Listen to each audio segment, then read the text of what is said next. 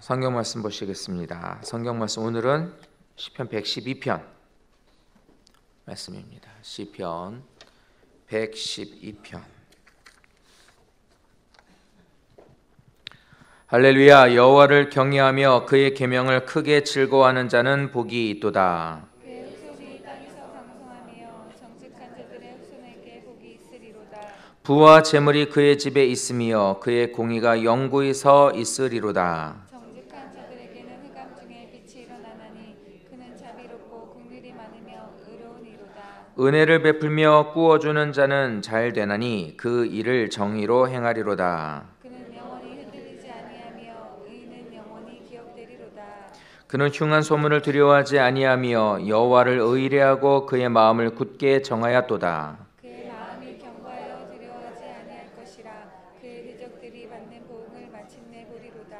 그가 재물을 흩어 빈궁한 자들에게 주었으니 그의 의가 영구히 있고 그의 뿔이 영광 중에 들리리로다. 악인은 이를 보고 탄탄하며 이를 갈아도 소멸하리니 악인의 욕망은 사라지리로다. 아멘. 새벽기도 나오신 사랑하는 성도들을 통해서 하나님의 뜻이 이루어지고 또 하나님의 복이 있으시기를 예수님 이름으로 축원드립니다. 지금 광명성전에도 아마 저희 어제 저녁에 저녁 예배 끝나고 나서 목사님께서 오늘 이제 출타를 하시게 됐다고 이제 말씀을 해주셔서 광명성전에도 미리 말씀을 못 드렸고 아마 목사님 오시는 줄 알고 물도 준비하시고 성도님들도 그렇게 아시고 계실 겁니다. 오늘 저희 목사님은 월화 수 이런 식으로 이제 출타하시게 되면 첫날 새벽 기도까지 하고 가시는 분이라 저도 오늘 생각을 안 했었는데 5시에 목사님들 만나셔서 출발을 하신다고 그래서 오늘 못 나오셨습니다. 목요일까지는 출타를 하실 예정이니까 더 많이 위해서 기도해 주시기 바라고 그럴 때일수록 더 많이 기도 부탁드립니다. 부담스러워요. 목사님 안 계시면 줄면 또 줄었다고 뭐라고 하시니까. 왜 여자들이 얼굴이 하얀 사람을 좋아하는지 알 것 같아요. 왜 애들을 낳으면은 애들이 피부가 하얗다 이쁘다 그러는지 이렇게 타가지고 거울 봤더니 흉하더라고요. 아직도 빨갛죠. 아무것도 안 했는데 그냥 구경만 하고 있었는데 다 어쩐지 회갑 예배를 드리러 갔는데 저희 교인이 아니고 다른 분 회갑 예배를 드렸는데 자꾸 쳐다보더라고요. 전 이렇게 제가 탄지 몰랐었거든요. 그냥 보세요. 자, 오늘 시편 112편입니다. 어제 새벽에 많은 분들이 안 나오시지만 주일은 좀 많이 안 나오시는 편이지만 시편 111편은 여호와를 경외하는 자들이 여호와의 은혜와 자비를 찬양하는 시라고 이제 그렇게 알려져 있습니다. 그런데 오늘 읽으신 112편은 그 여호와를 경외하는 자들의 그들의 삶 속에서 여호와로부터 받을 복을 하나님을 경외하는 자들이 받을 복을 쭉 열거를 하고 있고 또 그 복을 주시는 하나님을 찬양하는 시라고 생각을 하시면 되겠습니다. 그래서 이렇게 보시면 마치 이렇게 좀 시편 1편하고 아주 좀 비슷한 맥락으로 돼 있어요. 내용이. 그래서 복 있는 사람은 어떻다고 시편 1편이 쭉 시작하는 말씀처럼 시편 112편도 하나님을 경외하는 사람에게 어떤 복이 있다라는 것이 쭉 열거가 되어 있습니다. 자, 1절 말씀부터 보면 여호와를 경외하고 그의 계명을 크게 즐거워하는 자는 복이 있도다 이렇게 말을 합니다. 이 여호와를 경외한다는 것은 우리에게 있어서 하나님의 그 높으심과 그리고 또 그 거룩하신 것에 대해서 경건한 두려움을 갖는 거예요. 그러니까 조금 존경받을 만한 분을 예를 들어 만난다. 그러면 그분하고 이렇게 딱 겸상을 한다든지 아니면 그와 함께 이렇게 무슨 대화를 한다든지 그러면 어떻습니까? 존경하기 때문에 좋기는 하지만 좀 떨려요. 이제 그러한 이제 두려움을 말하는 거죠. 그보다 더 높으신 하나님이고 그보다 더 거룩하시고 위엄이 있으신 분인데 그분이 그렇게 좋고 만나기를 소원하지만 막상 그분 앞에 서면은 두려운 거예요. 이제 그게 경외입니다. 그러니까 단순하게 어떤 불행을 주거나 아니면 비참하게 되거나 어떤 것에 대해서 우리에게 있어서 억압하거나 공포의 대상으로서 만나는 그런 두려움이 아니라 너무나도 귀하고 좋은 분이시지만 어렵고 높으신 분이기 때문에 그 앞에 나가는 것에 대한 두려움을 말하는 거예요. 하나님을 즐거워하는 사람에게 있어서는 그 하나님을 만나기를, 그러나 경외심으로 하나님을 기쁘고 즐거운 마음이나 때로는 두려움으로 만나기를 소원한다는 겁니다. 자, 그리고 그 뒤에 보면 그의 계명을 크게 즐거워하는 자는 복이 있도다 그랬습니다. 그의 계명을 즐거워하는 자, 또 거기다가 크게 기뻐하는 자라고 합니다. 강요나 의무감으로 아니면 마지못해서 그의 계명을 지키는 것이 아니라 마치 보물을 발견한 것처럼 자발적으로 기쁜 마음으로 그것을 지켜나가는 것을 말하는 거예요. 그래서 다윗을 보면 하나님이 앞에 나가서 순종하는 것, 그 계명을 지키는 것, 그리고 또 나아가서 자신의 아들에게도 이야기를 해요. 내가 이제 이렇게 죽게 되었으니 너는 잘 기억하거라. 그러면서 말을 하기를 하나님을 잘 섬기라고, 그의 계명을 잘 지키는 자가 되라고 이렇게 말을 합니다. 왜 그가 그렇게 이야기를 하냐면 하나님의 법을 지키는 것이, 그의 길을 걷는 것이 가장 안전한 길이고 생명의 길이고 복된 길이라는 것을 알았거든요. 그러니까 그가 하나님을 섬겨봤더니 하나님만한 분이 없다는 것을 알게 된 거예요. 그래서 이 사람에게 있어서는 자발적으로 흔쾌히 하나님의 계명을 지키며 나가게 된 것입니다. 우리도 그래야 돼요. 하나님의 계명을 기뻐하는 것. 내가 이 세상에서 사람도 믿어봤고 이것저것도 해보고 그랬는데 하나님 믿는 것만한 거 없더라. 아무리 사람이 나에게 잘해줘도 사람은 변하더라. 물질이 중요하고 좋고 이 세상에 있는 것들이 귀한 것도 알겠고 또 그것을 갖고 싶지만 그거는 허무한 것뿐이더라. 그러니 나는 하나님이 내 생명이고 하나님 의지하는 것만은 복이 없더라. 그래서 나는 하나님을 섬기고 하나님의 계명을 지키겠다. 본인 스스로가 딱 울타리를 정해놓은 게 바로 다윗이었어요. 그러니까 우리도 이렇게 하나님의 계명을 크게 즐거워하는 자가 되시고 또 그러한 자가 복이 있다고 하시니 그러한 성도 되시기를 예수님 이름으로 축원드립니다. 2절 말씀을 보시면 그의 후손이 땅에서 강성하며 정직한 자들의 후손에게 복이 있으리로다 그랬어요. 하나님의 은혜와 복이 당대뿐만 아니라 후손에게도 부유함으로 미친다는 걸 말해요. 만약 지금 하나님을 경외하고 하나님을 의지하는 것을 시작한 자가 있다면 강성하지 못합니다. 부유하지 못해요. 많은 것을 갖고 있지 못해요. 내가 예수를 믿은 지 얼마 안 돼요. 그리고 예수를 믿고 하나님 앞에 나가는 중에 있습니다. 경외하고 하나님을 향해서 나가고 주님을 향해서 정직하게 행하는 자라도 그 사람의 삶 속에는 아직까지 그 복이 내게 풍성하지 못할 수도 있어요. 아브라함도 그랬잖아요. 처음에는 우리가 하나님을 섬기면서 이제 신앙생활을 막 시작했다든지 아니면 하나님을 믿어가면서 하나님을 닮아가는 그런 과정이 있다면 그 사람이 지금 현재는 부유하지 못합니다. 그러나 하나님을 잘 섬기고 의지하고 나가는 자에게는 하나님께서 그에게 가장 유익한 것으로 채워주시더라고요. 그래서 간증을 우리가 많이 이렇게 설교를 통해서 하다가 보면 또 이렇게 보다 보면은 하나님을 믿고 하나님께서 복을 쏟아 부어주시는 분이 있어요. 근데 그런 분이 있는가 하면 지금 말씀드린 것처럼 노년에 하나님을 믿었다든지 아니면 예수를 믿은 지 얼마 안 됐다든지 그래서 기쁘고 즐거운 마음으로 예수를 믿어가고 있는 중에 있는 분들은 현재로서는 상황이 별로 달라지는 건 없어요. 그런데 감사하고 하나님 앞에 감사한 것은 그 사람이 그렇게 살다가 죽을지라도 그 자식이 복을 받게 되더라고요. 그러니까 가장 하나님은 유익한 것으로 그에게 주시더라는 거예요. 그래서 우리가 삶 속에서 하나님을 이렇게 잘 섬기게 되면 유익한 방법으로 우리에게 은혜를 주시니 하나님 보시기에 기쁜, 하나님이 보시기에 의로운 모습으로 살려고 노력하는 자가 되셔야 돼요. 그리고 낙심하지 마세요.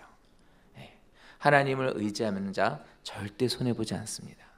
그리고 하나님이 그거 절대로 헛되게 안 하세요.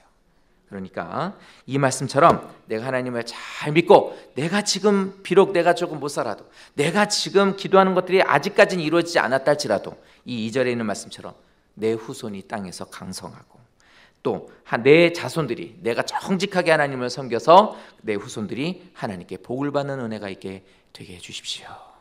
이렇게 기도하는 성도가 되셔야 돼요. 어제 이제 설교를 하면서 이제 자료로 김성은 장로라는 분에 대해서 이제 간증을 찾아보게 되었는데, 이 분이 우리나라에서 이제 35살의 준장, 처음에 별 하나가 준장, 별 2개가 소장, 3개가 중장으로 알고 있습니다. 근데 이 사람이 35살에 3스타가 됐어요. 그러니까 엄청나게 빠른 거였죠. 근데 이렇게 해갖고 나중에는 이 사람이 국방장관까지 이제 역임을 하셨는데, 딱 그렇게 별을 달고 별 달기가 그렇게 쉽지 않죠. 그런데 이 사람이 중장이 돼서 딱 어머니 앞에 갔더니 어머니가 그러더래요. 내가 너를 하나님께서 주셔서 감사해서 이름을 성은이라고 지었는데, 하나님 은혜에 감사해서 성은이라고 지었는데, 네가 목사가 안 되고 그렇게 군인이 되고 또 이제 이렇게 출세까지 하고 왔으니 이제 내가 너한테 목사 되라는 말을 못 하겠구나. 대신 목사님과 교회를 위해서 충성된 장로가 되거라. 이렇게 어머니가 부탁을 했답니다. 나중에 그래서 이분이 대통령 비서실장으로 이제 콜을 받았대요. 와서 이렇게 좀 같이 나를 도와 일을 해주시오. 그랬더니 이분이 어머니의 그 부탁과 유언으로, 그 교육으로 그거를 포기했대요. 아니라고, 안 하겠다고. 나는 우리 어머니 말씀대로 나는 교회를 섬기고 목사님을 섬겨서 하나님 일을 하고 싶고, 또 지금 우리 교회가 건축을 준비하고 있어서 난 비서실장을 못 하겠습니다. 이러고 고사했다는 거예요. 근데 그 사람의 부모님, 어머니는 잘 살지 못했어요. 부족했다고요. 근데 기도로 아들 주신 것에 감사하고 기도로 아들을 키운 거예요. 그 김성은 장로 동생 이름이 김효은이래요. 그 사람은 경찰청장까지 했던 사람이래요. 자식들이 잘 됐죠. 뭡니까? 부모가 못 살았고 부모가 뒷바라지를 못 해줬어도 신앙으로 키운 거예요. 즉 하나님을 경외하고 정직한 자의 삶을 사는 거예요. 그때 자식들이 성공하고 이렇게 하나님의 이름을 높이는 자가 된 거예요. 이겁니다. 우리가 이렇게 되면, 하나님이 이러한 복을 우리에게 주시면 우리도 하나님 앞에 더 큰 영광을 돌릴 수 있게 될 거고, 우리 오병의 교회 성도들이, 이런 성도들이 많이 나왔으면 좋겠습니다. 성도님과 성도님의 가정과 자녀들에게 이런 복이 있으시기를 축원드립니다. 3절 말씀에 보면 부와 재물이 그 집에 있으며 그의 공의가 영구히 서 있으리로다 그랬습니다. 예, 이렇게 사는 사람은 부와 재물이 그 집에 있다고 말씀을 하죠. 그리고 늘 이 사람은 공의를 행하게 됩니다. 4절 말씀을 보면 정직한 자들에게는 흑암 중에 빛이 일어나나니 그는 자비롭고 긍휼이 많으며 의로우니로다 그랬습니다. 설령 이렇게 정직하게 행하는 자들에게 고난과 역경이 가로막는 현실이 있을지라도 그에게는 곧 빛이 일어난다는 거예요. 이 말을 다시 해석을 하면, 빛이 흑암과 어둠 중에 정직한 자들에게, 은혜롭고 자비롭고 의로운 자들에게 일어난다. 어두운 가운데 하나님을 향하고 정직하고 의롭고 주를 기쁘시게 하려고 계명을 지키려고 힘쓰는 사람들에게 빛이 비춘다는 거예요. 시편 97편에 보면 이렇게 말씀합니다. 의인을 위하여 빛을 뿌리고 마음이 정직한 자를 위하여 기쁨을 뿌리시는도다 그랬어요. 그러니까 하나님은 어두운 가운데 있고 어려운 가운데 있을 때 빛이 되시고, 빛 대신 예수께서 그와 함께 하시고 그 모든 것들을 거두어 주신다는 거예요. 요즘 해 뜨는 게 빨라졌죠. 새벽기도 끝나고 나가실 때 되면 환하게 동이 틉니다. 날이 밝죠. 그런데 오실 때는 껌껌할 겁니다. 껌껌한 가운데 해가 뜨게 되면 마치 어둠이 물러가고 어둠이 점점 밀려가고 밝아지는 것처럼, 내 현실적으로 믿음 가운데 사는 내가 어려움이 있을지라도 주님께서 그걸 그대로 두지 아니하시고 빛으로 그 모든 어려운 것들을 몰아내시고, 하나님께서 우리로 하나님이 나와 함께 하시는구나 라는 것을 알게 하신다는 거예요. 이런 역사 있기를 원하시죠? 네, 그러면 더욱더 하나님의 약속을 의지하세요. 예수님을 믿는 사람들에게 제일 큰 문제가 뭐냐면, 성경은 성경이고 나는 나라는 거예요. 성경에 쓰여져 있는 것이 내 것이 되기 위해서 힘쓰고 그것을 믿고 따르는 것보다도 이건 이거고 나는 나야. 그러니까 기도는 기도대로 하고 가서 고민은 고민대로 하고, 성경에 대한 말씀 기도할 때는 거기에서는 소망 가운데 있고, 눈 뜨고 다시 가면은 거기에서는 다시 또 우리에게는 어려움이 많은, 또 우리 삶 속에 고민이 생기게 되는 거예요. 이건 이렇게 만약 신앙과 생활이 이렇게 이중으로 돼 있다면 하나님을 의지한다고 말할 수가 없습니다. 아브라함이 그 조카를 데리고 있을 때 너무 소유가 많아져서 네가 좋아하는 곳으로 가거라 그랬을 땐 롯은 현실적으로 바라봤어요. 세상적인 것에 대한 부유를 바라보게 되었어요. 그래서 소돔 땅을 선택하게 되지만 여호와를 경외했던 아브라함은 그렇지 않았어요. 세상적인 눈을 바라보지 않았다고요. 자신이 의지하는 하나님을 믿고 그냥 나간 거예요. 오히려 소돔 땅을 선택했었던, 비옥한 땅을 선택했던 롯은 모든 게 형통하고 자손들이 잘 될 거라고 생각했지만 오히려 그 복은 아브라함의 것이 되었습니다. 이유는 무엇이었냐? 약속을 믿고 나간 것 때문이었어요. 약속을 믿어보세요. 의지해보고 이르라고 했지 라고 그 말씀을 따라 보십시오. 그러면 하나님께서 정말로 그 약속이 이루어지게 해주실 것입니다. 5절 말씀과 9절 말씀은 관용에 대해서 말하고 있습니다. 그래서 관용을 베풀거나 아니면은 긍휼을 베푸는 것이 경건한 자의 특징으로 하나님을 닮으려는 자의 모습으로 하나님은 그것을 여기신다는 거예요. 그래서 5절 말씀에 보면은 어떻게 합니까? 관용을 베풀고 어려운 사람들을 도와주고 또 긍휼히 여기는 사람을 어떻게 해준다고요? 잘 되게 해주신다고 그랬어요. 9절에 가서 뭐라고 이야기를 하고 있냐 하면 그 뿔이 영광 주게 들린다 그랬습니다. 긍휼히 여기다라는 말을 쉽게 말하면 뭐냐면 내가 길을 가는데 불쌍한 사람이 있어요. 그러면 아유 불쌍해라. 이거는 불쌍히 여기는 거고 그 불쌍한 사람을 도와주는 것은 긍휼히 여기는 거예요. 그러니까 우리가 긍휼히 여긴다는 건 안쓰럽고 부족하고 불쌍한 그 모습을 도와주는 걸 말해요. 그러니까 우리에게 있어 관용이라는 것은 어려운 사람들에게 있어서 우리의 것을 손을 내밀어 주는 걸 말하는 겁니다. 그런데 5절 말씀과 9절 말씀에 보면은 부유함이라는 것과 연결이 돼 있어요. 즉 하나님을 잘 섬기는 사람은 물질을 소유하거나 그 물질을 탐닉함으로 인해서 다른 사람의 마음을 아프게 하는 사람이 아니라 자꾸만 베푸는 자의 삶의 모습이라는 거예요. 이게 성령이 그 안에 있는 사람은 자꾸 베풀어요. 주고 싶고 나누고 싶고 꾸어주고 그리고 또 그 사람을 돕고. 그런데 그 안에 성령이 없는 사람은 관용과 베풀미 없어요.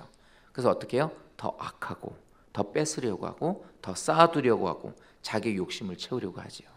그래서 베풀고 관용을 베푸는 사람은 주를 닮아가기를 원하는 사람이구나라는 걸 알 수 있어요. 내 삶 속에 자꾸 베풀미 없다면 또 자꾸만 인색해진다면 내가 주를 닮아가려고 하는 모습이 적어지고 있구나 이렇게 생각하시면 돼요. 그러니까 반대로 주를 닮아가고 있는 사람이라면 자꾸 베풀미 많아지게 되는 거예요. 그것으로 인해서 내가 주를 닮아가고 있다는 걸 아시면 되는 거예요. 그렇게 하는 자에게는 잘되게 해주시고 그의 뿔을 높여준다는 건 높여준다는 거예요. 권세를 높여준다고 영광을 높여준다고 이렇게 말씀을 하고 있습니다. 자 7절입니다. 7절 말씀은 다 같이 한번 읽어보도록 하겠습니다. 그는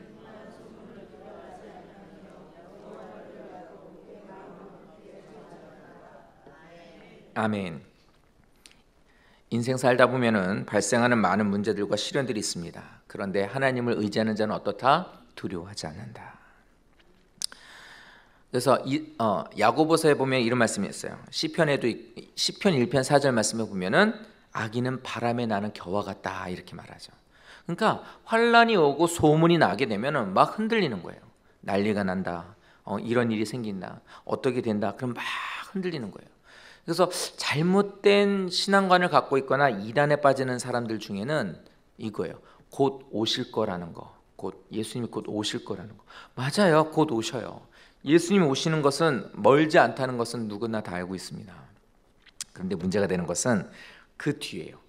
예수님이 오실 날이 얼마 안 남았으니까 소유를 다 갖다 바쳐라요. 그러니까 자기가 갖고 있는 것을 다 갖다가 바치고 직장도 그만두고 산속으로 들어가서 흰 옷을 입고서 예수님을 금요일만 되면 거기서 예배를 드려요. 엘리야 성교회. 그 사람들은 그러고 살아요. 금요일만 되면 다 옷 갈아 흰 옷을 입고 산으로 올라가요. 그러고 있어요. 소유는 다 갖다 바치고. 시한부 종말론 중에 그런 사람들 많잖아요. 자, 하나님을 믿는 사람에게 있어서는 이렇게 난리가 나거나 소문이 나거나 어떤 일들로 인해서 흔들리지 않는다는 겁니다. 그래서 잘못된 신앙인들의 그들의 삶과 같이 되지 않고 오히려 더 믿음이 어떻게 해요? 견고합니다. 하나님을 의뢰합니다. 마음을 굳게 해요. 우리 교회도 그랬으면 좋겠어요. 우리 성도들이 더욱더 믿음이 견고해지고 마음이 더욱더 굳건해지고 하나님을 의지하고 악한 사람들의 오히려 그런 모습이 그렇게 흔들리는 사람들의 모습으로 파멸을 보게 된다는 거예요. 92년 10월 25일인가요? 10월 며칠 날 그때 시한부 종말론 그랬었을 때 TV에서 정말 그 사람들이 있는 곳에 가서 촬영을 했었어요. 그 이후로 어땠습니까? 대표되는 어떤 목사님은 자기가 잘못했다고 시인했고, 또 그렇게 했었던 사람들은 가정이 다 파탄났었는데 그런 사람들은 다시 가정이 합쳐져도, 또 어떤 사람들은 합쳐지지 않고 다 가족이 뿔뿔이 흩어지게 되고 이렇게 돼버렸단 말이에요. 그런데 그런 일들이 있어도 믿음을 굳게 했었던 사람들은 오히려 지금까지 믿음 생활을 잘하고 있어요. 우리 성도님들도 이렇게 인간사를 사는 동안에 어려운 일이 있을 때, 그리고 또 이런 힘든 일들이 있을 때 흔들리지 않고 이겨내시기를 바랍니다. 마지막으로 한 가지를 더 보겠습니다. 10절입니다. 악인은 이를 보고 한탄하여 이를 갈면서 소멸되리니 악인들의 욕망은 사라지리로다. 아멘. 자, 의인에게 고난이 있고 역경이 있을 때는 비웃어요. 하나님을 잘 믿는다고 열심히 섬기는 그 사람들 보면 비웃습니다. 예수 믿는 것들이 저렇다고. 그런데 오히려 하나님이 주신 복과 그들의 번영으로 바뀌어지게 되면, 하나님을 잘 섬기는 자들과 그들의 자손들이 잘 되는 것을 보면 이 사람들 어떻게 돼요? 증오와 시기가 생기게 돼요. 그래서 오히려 이 사람들에게 있어서 이를 갑니다. 내가 더 잘 됐는데 아니 어떻게 저것들이 더 잘 되냐고 이러면서 이를 갈지요. 그런데 어떻습니까? 이 말씀을 통해 보니까 끝내는 그들이 소멸되고 만다 이렇게 말하고 있어요. 마치 소멸된다는 것은 쇠가 불에 녹아서 없어지는 게 녹아내리듯이 녹아서 사라져 없어져 버린다는 뜻이 소멸이에요. 하나님을 잘 섬기는 사람은 갈수록 번영해요. 자식들이 잘 되고 또 그 자식들이 잘 되고, 그들이 손대는 것마다 다윗이 고백한 것처럼 어디로 가든지 무엇을 하든지 형통하게 됩니다. 그런데 현재 인간에 있는 것들을 갖고 많은 것을 갖고 있는 사람이어도, 그래서 자기가 더 높은 거라고 생각을 했지만 오히려 시간이 가면서 이게 반대가 되는 거예요. 그러니까 이를 가는 거죠. 그러면서 시기하고 증오를 하게 됩니다. 그런데 이 사람들 이것은 결국엔 파멸이에요. 악인들의 욕망, 여기서 말하는 악인들의 욕망이라는 것은 육신적인 자기의 체험을 말하는 것이 아니라 하나님을 잘 섬기는 자들이 멸망하는 것이 이들의 욕망이에요. 세상 사람들이 우리를 바라보는 욕망이 뭐냐? 예수 믿는 것들이 잘 안 되는 거예요.